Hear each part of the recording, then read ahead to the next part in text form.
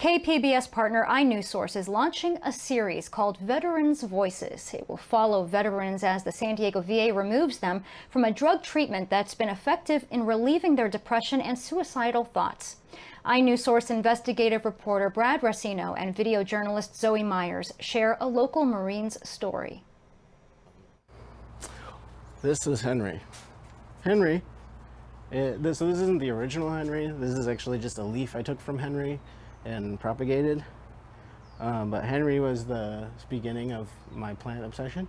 Kaya Bender recently gave us a tour of the garden outside his Vista apartment. Parsley, basil, mint, oregano. The 29-year-old is a Marine veteran with a history of major depression and suicidal thoughts. I have like these crazy like dreams of like what it would look like this big old food forest.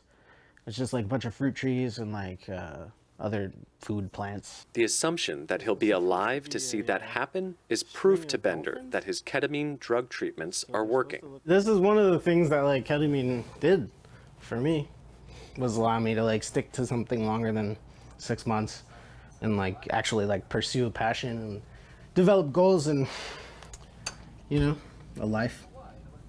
Ketamine began in the 1960s as a veterinary anesthetic, but in the early 2000s, scientists began to notice its tremendous effect on patients with treatment-resistant depression.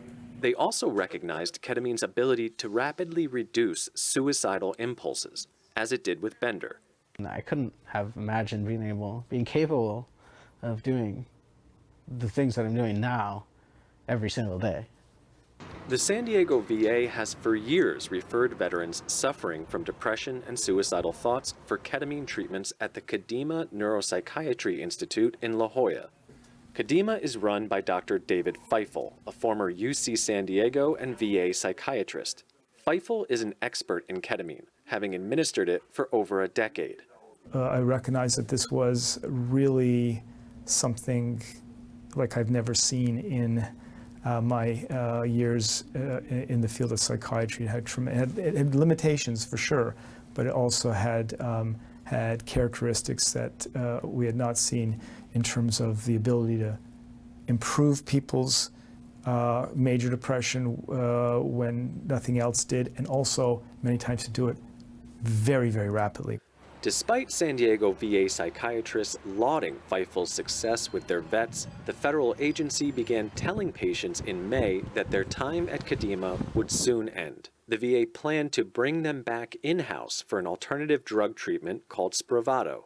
Several vets who've already made the switch have told iNewsSource the new treatment isn't working for them. Army veteran Joel Andrews was one of them.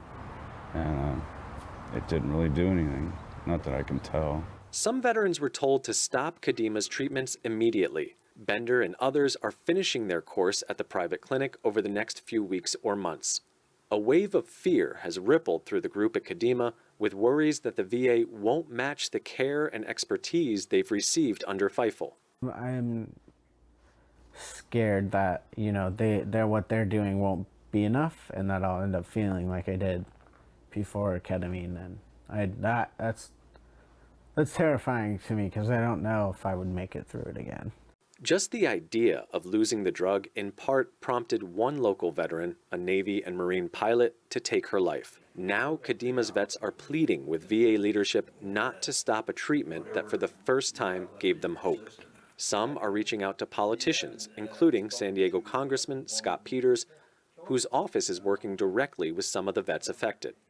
I want what's best for these vets, and the VA does too. It may be that in many cases this is the only thing that works, so it's the only option, but the problem is that we know very little about the long-term usefulness or effectiveness of intramuscular ketamine for depression, as a treatment for depression, and that worries me. So our job now is to make sure the mental health professionals at the VA are looking at each case individually and giving each individual what works for them because it works, not because it's what's convenient for the VA. But so far, the VA has stayed the course. There are a few dozen vets caught up in this ongoing situation. That's why iNewsSource created this series, Veterans Voices, to let them share their stories. It will provide a first-hand look at how local veterans are grappling with mental illness and fighting for their own health care within the VA system. For KPBS, I'm iNewsSource investigative reporter Brad Racino. You can hear from more veterans and follow the discussion online at inewssource.org/veteransvoices. And if you or someone you know is considering